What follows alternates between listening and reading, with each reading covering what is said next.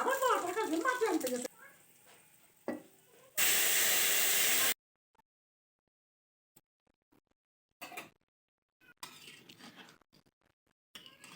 আজকে সকালে বন্ধুরা খিচুড়ি রান্না করতেছি।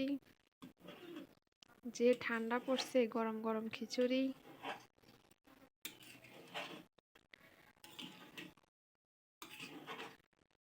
সকালে সবাই খিচুড়ি খামু, তারপর রান্না বান্না দুপুরের লাগে রান্না বান্না পরেই করবো। এখন সবাই খিচুড়ি খাইব। গরম গরম খিচুড়ি, খুব স্বাদ। খাসের চাল দিয়ে করতেছি।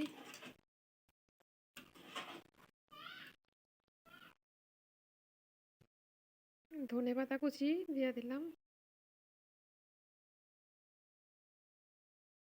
খিচুড়ি তৈরি। আজকের ভিডিওটা কেমন লাগছে অবশ্যই কমেন্টে জানাইবা। টাটা।